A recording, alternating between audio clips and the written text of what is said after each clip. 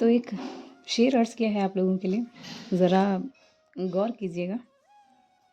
आदतन फिर किसी के वादों पर एतबार नहीं करेंगे, आदतन फिर किसी के वादों पर एतबार नहीं करेंगे, मोहब्बत के नाम पर सौतेला व्यवहार नहीं करेंगे।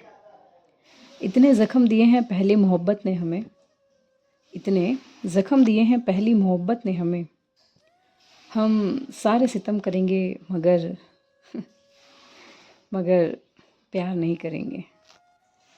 सो हेलो एवरीवन, कैसे हैं आप सभी? उम्मीद है कि आप सभी काफ़ी अच्छे होंगे, अपनी अपनी लाइफ में काफ़ी अच्छा कर रहे होंगे। थैंक यू, शुक्रिया, धन्यवाद आप सभी का मुझे इस प्यार और सपोर्ट देने के लिए।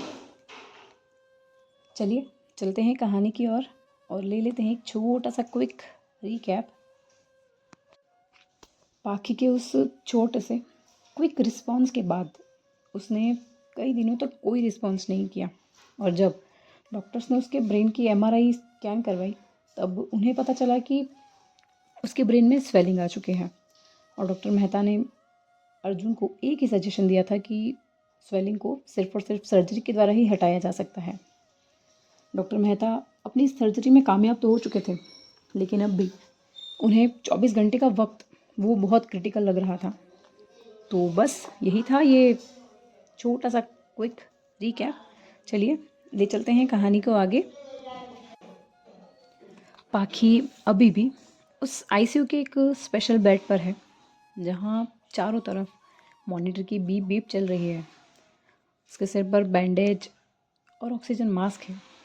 समय समय थोड़ा आगे बढ़ चला है। सुबह जब वो हल्की हल्की वो सूरज की रोशनी आईसीयू की उन खिड़कियों से अंदर आ रही थी, तभी वहाँ कुछ नर्सेज नोट कर रही थी पाखी की हार्ट बीट, उसकी पल्सेस और न जाने क्या क्या। करीब दोपहर में मॉनिटर पर अचानक हार्ट बीट पाखी की थोड़ी सी अचानक से फ्लक्चुएट करती है। वहाँ खड़ी रीना नर्स इस बात को तुरंत ही नोट करती है। पाखी की उंगलियों में हल्की सी हरकत होती है, जैसे उसने रिफ्लेक्स से हल्का सा मूव किया हो, और धीरे धीरे पाखी की वो आईलाइट्स धीरे धीरे फ्लटर करने लगती है, जैसे वो इस अंधेरे से बाहर आने की कोशिश कर रही हो। नर्स रीना ये देखकर तुरंत ही डॉक्टर मेहता को वहाँ बुला लाती हैं। कुछ मिनटों में डॉक्टर मेहता और उनकी पूरी टीम तुरंत ही वहाँ पहुँच जाते हैं। डॉक्टर मेहता पहले पाखी की पल्स को चेक करते हैं और फिर उसे धीरे से आवाज़ देते हैं, पाखी, can you hear me? Open your eyes. पाखी की पलकें डॉक्टर मेहता की आवाज़ सुनकर हल्की सी कांपी और वो धीरे धीरे खुलने लगी। धुंधली नज़रों से उसने सबसे पहले ऊपर वो आईसीयू की वो छत की वो बड़ी सी लाइट देखी, फिर उन पलकों को नीचे कर कर डॉक्टर और नर्स का चेहरा देखा। उसके होंठ हिले जैसे वो कुछ कहना चाह रही थी, लेकिन उसके होंठों से वो आवाज़ नहीं निकली। डॉक्टर मेहता की टीम को यूं अचानक दौड़ते जाते वक्त अर्जुन और निशु अचानक से वो घबरा गए। वो भी उस आईसीयू के दरवाजे की खिड़की से शीशे के अंदर देख रहे थे, क्योंकि उन्हें भी अलाउड नहीं था अंदर जाना। उनकी सांसें तेज हो चुकी थी अचानक से डॉक्टर मेहता को यूं अंदर जाते देख। निशु की आंखों से आंसू आंसू छलक पड़े थे कि न जाने अब कौन सा प्रॉब्लम आने वाला है। पाखी ने डॉक्टर मेहता को देखा। उसकी आंखों में वो धुंधलापन, वो अनकॉन्शियसनेस जो अभी तक है। डॉक्टर मेहता ने भी पाखी को मुस्कुराकर देखा और एक नर्स को अर्जुन और निशु को अंदर बुलाकर लाने को कहा। निशु और अर्जुन धीरे धीरे उस कमरे में आए। उनके कदम कांप रहे थे। निशु ने जब पाखी की आंखों को खुला हुआ पाया तो उसकी आंखों से आंसू आंसू जो छलक पड़े थे, जैसे उसकी कई दिनों की वो भगवान से मांगी हुई मिन्नतें, वो दुआएं जो वो हर रोज़ पाखी के लिए भगवान के सामने मांगती थी, वो अब जाकर कहीं पूरी हो गई हैं। निशु जाकर बिल्कुल पाखी के सामने खड़ी हो गई। उसने पाखी का हाथ थाम लिया। पाखी की आंखें अब थोड़ा थोड़ा साफ नज़ारा दिखाने लगी थी उसे। उसने बड़ी ही मुश्किल से अपनी उन पलकें झपकाई और निशु के गाल पर उन बहते हुए आंसुओं को देखा। उसके होठों पर एक हल्की सी मुस्कान आई, जैसे जैसे कि वो निशु से कहना चाह रही हो कि नहीं, बस अब और नहीं। अर्जुन ने जब पाखी को देखा तो उन्हें एक पल के लिए विश्वास ही नहीं हुआ। उनका उनका गला भर आया, होंठ कांप रहे थे, आंखें बार बार नम हो रही थी, लेकिन पाखी के सामने वो उन आंसुओं को दिखाना नहीं चाह रहे थे। अर्जुन भी पाखी के पास आए और उन्होंने पाखी के माथे को चूमते हुए उसे धीरे से कहा, थैंक यू बेटा, तूने तूने मुझे आज फिर से जीने की एक वजह दे दी है। अपने पिता की इन बातों को सुनकर पाखी की पलकों पर आंसू जमा हो गए। उसने बड़ी मुश्किल से अपना हाथ उठाते हुए अपने पापा की आंखों पर आ रहे उन आंसुओं को साफ करने की कोशिश की। अर्जुन पाखी की उंगलियों को ऐसा स्पर्श को पकड़ कर बैठ गए, जैसे जैसे कोई अनमोल चीज उन्हें फिर से मिल गई हो। अर्जुन ने एक गहरी सांस ली और धीरे से कहा, शुक्र है भगवान का, मेरी बेटी को मुझे वापस लौटाने के लिए। अब चाहे जितनी मुश्किल आए, मैं मैं इसे अपने आप से दूर नहीं होने दूंगा। आईसीयू का माहौल थोड़ा इस वक्त भावुक हो गया था, थोड़ा इमोशनल सा हो गया था।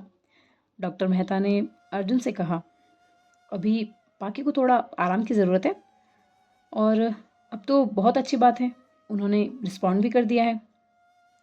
निशु ने अर्जुन की ओर देखा और इन दोनों की आंखों में एक चमक थी, खुशी थी कि पाखी के फिर से होश में आ चुकी है पाखी। निशु और अर्जुन डॉक्टर मेहता की इन बातों को सुन उस आईसीयू रूम से बाहर आ गए थे।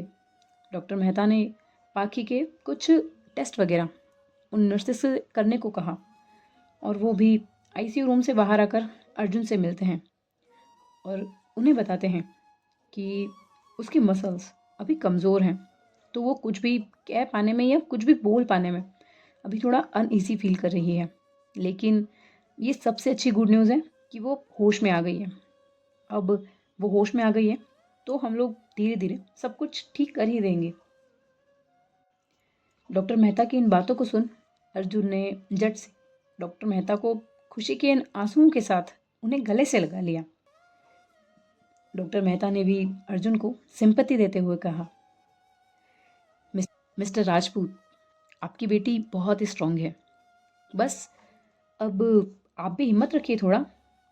पाखी अब होश में आ चुके हैं और रिस्पॉन्ड भी कर रही हैं, लेकिन इस लंबे एक्सीडेंट की वजह से उनकी बॉडी और ब्रेन की मसल्स काफ़ी वीक हो गई हैं, बहुत कमज़ोर हो गई हैं। हमें फिजियोथेरेपी शुरू करनी होगी। पाखी अब फाइनली होश में आ चुके हैं। जैसे जैसे वक्त आगे बढ़ता है वैसे वैसे पाखी की वो कंडीशन में इम्प्रूवमेंट देखा जा सकता है। वो ऑक्सीजन मास्क, वो मशीनें अब पूरी तरह से हट चुकी थी। कुछ ही दिनों में पाखी को आईसीयू से उस नॉर्मल वार्ड में शिफ्ट कर दिया गया था। डॉक्टर मेहता ने साफ कह दिया था कि अब से सबसे बड़ी लड़ाई अब शुरू होगी, जहां पाखी ना चाहते हुए भी अपना हौसला खो देगी, लेकिन आप लोगों को उसकी हिम्मत बनना है, उसका स्ट्रेंथ बनना है। जब पहले दिन फिजियोथेरेपिस्ट आया तो पाखी के चेहरे पर डर था। उसने धीरे धीरे उसके कमज़ोर पैरों को स्ट्रेच किया, उसकी उंगलियों को हिलाकर देखा। पाखी ने उस तकलीफ से अपनी आंखें बंद कर ली, लेकिन होठों से उसके एक आह तक न निकली। निशु ने उसका हाथ पकड़कर उसे हौसला दिया। इतने भयंकर एक्सीडेंट और कोमा के बाद पाखी का पूरा शरीर जैसे सुन्न हो गया था। पहला मुश्किल था, बहुत मुश्किल था पहला सेशन पाखी के लिए। लेकिन निशु निशु हर बार उसका हौसला बनकर उसके साथ खड़ी रहती, उसे सहारा देती। सबसे पहले पाखी को सिर्फ और सिर्फ हाथ और उसकी उंगलियों को मूवमेंट सिखाई जाती हैं। हर मुंह पर दर्द था पाखी को, लेकिन निशु की आंखों में वो हिम्मत देखकर पाखी पाखी खुद भी रुकती नहीं थी। धीरे धीरे उंगलियों से पैरों को स्ट्रेच करवाया गया। पाखी को बेड से उतारकर पाखी को बेड से उठाने की कोशिश होती है। उसकी पैरों में कमज़ोरी है, हाथों में वो कंपन है। निशु उसके पास आकर उसकी कमर को थाम लेती है। पाखी निशु की तरफ देखती है। पाखी निशु की तरफ देखती है और ना में अपनी गर्दन हिला देती है। निशु भी बहुत ही प्यार से उससे कहती है, आप कर सकती हैं पाखू। कुछ ही दिनों में ये जो फिजियोथेरेपी सेशन था वो अब पाखी को बिठाने से लेकर अब उसे वॉकर से चलाने की कोशिश तक पहुंच जाता है। उसके पैरों में अभी भी लड़खड़ाहट है, लेकिन निशु अपने एक हाथ को उसके सामने करती है और पाखी अपने उन लड़खड़ाते हुए कदमों से ही एक एक कदम बढ़ाती है। कभी कभी वो नीचे गिरने लगती है, लेकिन निशु तुरंत ही उसे दौड़कर पकड़ लेती है। उनकी आंखों के बीच एक अजीब सी चमक है, मानो ये दोनों सिर्फ और सिर्फ एक दूसरे के लिए ही जी रहे हों। हर सेशन के बाद जब पाखी कभी निराश हो जाती थी, खुद को टूटता हुआ सा महसूस करती थी, वो हार जाती थी कि अब उससे नहीं हो पाएगा। हर बार निशु उसे गले लगाकर थाम लेती थी और पाखी से बस एक ही बात कहती थी, पाखू आप मेरी सबसे बड़ी ताकत हो, और अगर आप इस तरह हारेंगी तो हम भी हार जाएंगे। इसलिए सिर्फ सिर्फ मेरे लिए ही सही, प्लीज़ जीत जाइए। धीरे धीरे पाखी को भी ये समझ में आने लगा कि उसकी ज़िंदगी सिर्फ और सिर्फ उसकी नहीं है। निशु के उन सांसों, उसके आंसुओं और उसके उन सपनों से बंधी हुई है। इस एहसास ने इनके इस प्यार को और भी गहरा बना दिया था। कभी कभी तो पाखी जब चलने में बहुत ही असहज महसूस करती थी, उसे बिल्कुल नहीं हो पा रहा था चलने को, तो वो फ्रस्ट्रेशन में आकर उस वॉकर को ही फेंक देती थी और निशु से कहती थी, हम कभी नॉर्मल नहीं हो पाएंगे निशु, और हमारी वजह से तुम सब भी और परेशान हो रहे हो। निशु पाखी की ये बातें सुनकर उनके पास आ जाती है और उसके चेहरे को अपने हाथों में भरते हुए उससे कहती है, ऐसा मत कहिए पाखू, आप हमारी ज़िंदगी हैं। आप खुद पर भरोसा रखिए ना, आप कर सकती हैं और आप कर लेंगी, हमें आप पर पूरा यकीन है। ये कहते हुए निशु पाखी को अपने गले से लगा लेती है। एक रात निशु पाखी के हाथों की उंगलियों को मसाज कर रही थी, तभी पाखी अचानक से उसका हाथ पकड़ लेती है। पाखी की आंखों में वो आंसू, वो उन्हीं नम आंखों से निशु से कहती है, अगर तुम ना होती तो मैं कब का हार गई होती निशु। निशु पाखी की आंखों में देखती है और मुस्कुराते हुए उसे जवाब देते हुए उससे कहती है, और हम क्यों ना होते, हम आपको कभी छोड़कर नहीं जाएंगे, और अगर आप नहीं होती तो हम शायद जीना भी भूल गए होते। दोनों की आंखों में आंसू थे और एक अनकहा सा इजहार। करीब 1.5 महीने के इस लंबे फिजियोथेरेपी सेशन के बाद जब पाखी को अगेन वो सारी रिपोर्ट्स करवाई गई, वो सारी जांचें जो डॉक्टर मेहता ने लिखी थी, वो सारी रिपोर्ट्स वापस करवाई, तब डॉक्टर मेहता वो रिपोर्ट्स देखकर काफ़ी खुश हो जाते हैं और पाखी से कहते हैं, कॉन्ग्रेचुलेशंस फाइटर, अब बिल्कुल स्टेबल हैं, आपको डिस्चार्ज दिया जा रहा है, लेकिन आपको बिल्कुल भी लापरवाही नहीं बरतनी है। आपको घर पर भी ये फिजियोथेरेपी कंटिन्यू करनी होगी और अपना पूरा पूरा ध्यान रखना होगा। अर्जुन की आंखें डॉक्टर मेहता की ये बातें सुनकर गर्व से भर आती हैं कि आखिर वो अपनी बेटी को इतने लंबे अंतराल के बाद वापस से उस घर में लेके जा रहे हैं। अंश दौड़कर पाखी की गोद में आ बैठता है और उससे कहता है, घर चले पाखू, ये हॉस्पिटल मुझे बिल्कुल भी अच्छा नहीं लगता। पाखी हंसते हुए अंश को गले से लगा लेती है। अर्जुन डॉक्टर मेहता और उनकी टीम को बहुत सारा थैंक यू कहते हैं। निशु पाखी की उस व्हील चेयर को धकेलती है। इनकी नज़रें एक पल के लिए टकराती हैं और दोनों एक दूसरे को देखकर मुस्कुराते हैं। अर्जुन ने आज उस राजपूत विला को पूरा एक दुल्हन की तरह सजा दिया है पाखी के स्वागत में। अर्जुन ने पूरे वाइट ऑर्चिड्स और लाइट से सजा दिया है वो राजपूत विला के उस बड़े से गेट के बाहर वो बड़ा सा फूलों का दरवाज़ा बना है जिस पर बड़े बड़े अक्षरों में लिखा है, वेलकम होम पाखी। दरवाजे पर वो फूलों की तोरण। पूरा हॉल गुलाब की पंखुड़ी से भरा हुआ है। अर्जुन, निशु, पाखी और अंश अपनी उस एसयूवी कार में हैं। अपने घर के बाहर पहुंचते हैं। पाखी ये सब देखकर थोड़ा चौंक जाती है। उसकी आंखें थोड़ी सी बड़ी हो जाती हैं।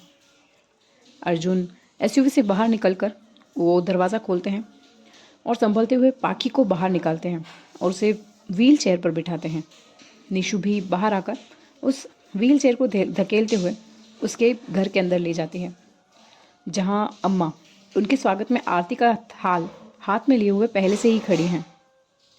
पाखी की आंखें अम्मा को देखकर हल्की सी नम हो जाती हैं। वहीं अमन, धीरज, काव्या और विधि भी वहाँ आ चुके हैं। चारों ही दोस्त पाखी को देखकर काफ़ी खुश थे। अम्मा पाखी की आरती करती हैं और उस पर वो लाल मिर्ची वार कर उसकी नज़रों को उतारती हैं।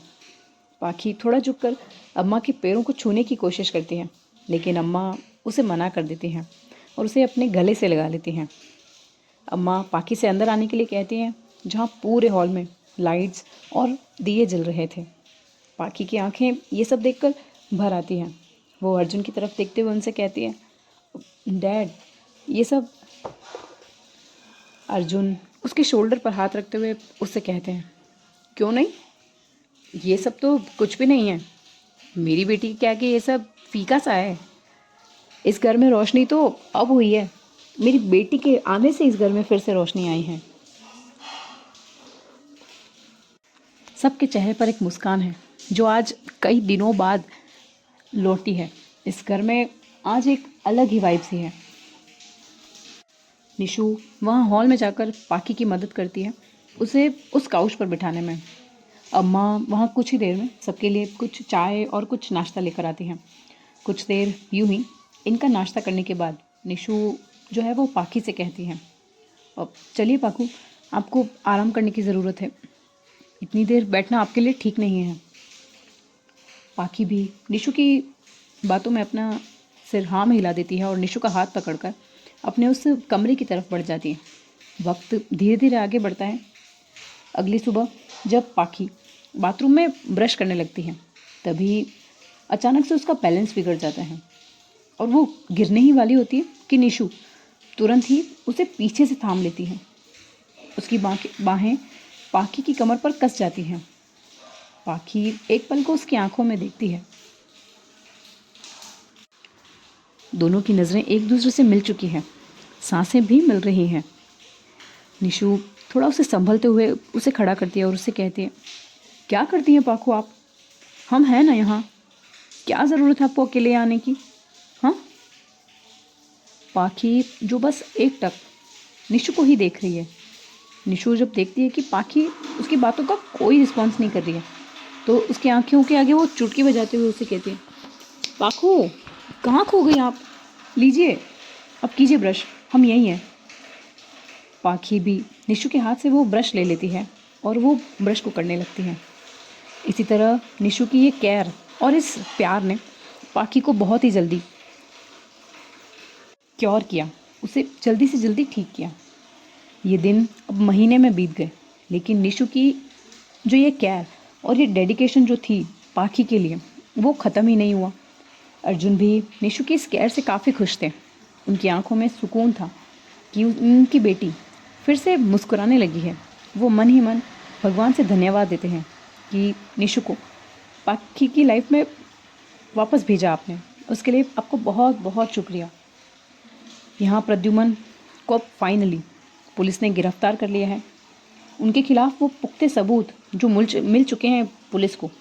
प्रद्युमन अपने पूरे जैक से वहाँ से जेल से निकलने की पूरी कोशिश करते हैं, लेकिन अर्जुन ने उन पर कुछ ठोस धाराएं लगवाकर अपने इस केस को बहुत ही मजबूत कर लिया था, जिससे मजबूर हो गए थे प्रद्युमन उस जेल में रहने के लिए।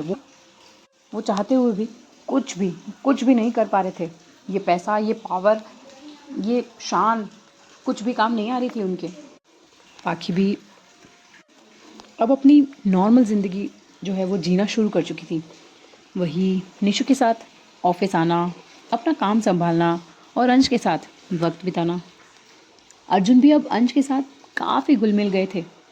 वो रोज़ शाम को अंश को गार्डन में घुमाने ले जाते, उसे उसकी पसंद की चीज़ें दिलाते। पूरा दिन स्कूल से आने के बाद उसके साथ खेलते, उसके साथ मस्ती करते, कभी कभी उसे पढ़ाते भी सही। पाखी और निशु भले ही अपने अपने कामों में बिजी रहते, लेकिन निशु पाखी की दवाइयाँ, उसकी वो एक्सरसाइज, वो टाइम टू टाइम करवाना बिल्कुल नहीं भूलती थी। निशु का यही प्यार, यह इज्जत अब पाखी के दिल में उसके लिए और बढ़ाता जा रहा था। निशु मानो एक छोटे बच्चे की जैसे पाखी की केयर कर रही थी। उसका प्रॉपर खाना, उसकी दवाइयाँ, सब कुछ। इतना काम का प्रेशर नहीं लेने देना। वो खुद ओवर टाइम करके पाखी को कम से कम काम करने दे रही थी। इतना प्यार की वजह से निशु, जो उसे अभी और टाइम लगता है इस सेशन से ठीक होने में, लेकिन वो टाइम से पहले ही इतना जल्दी ठीक हो चुकी थी। एक शाम अर्जुन जब अपने घर के लिविंग रूम में बैठकर फ़ोन पर किसी से बात कर रहे थे, तभी पाखी, जो आज एक मीटिंग से सीधा ही घर आ गई थी, अर्जुन को बात करते देख उनके पास जाकर बैठ गई और अर्जुन की तरफ देखने लगती हैं। अर्जुन जब पाखी को यूं अपने पास बैठा देखते हैं तो कॉल को कट कर देते हैं और पाखी की तरफ देखते हैं और उससे कहते हैं, क्या बात है, मेरा बेटा बहुत थका थका लग रहा है। मेरी बेटी की तबीयत तो ठीक है ना?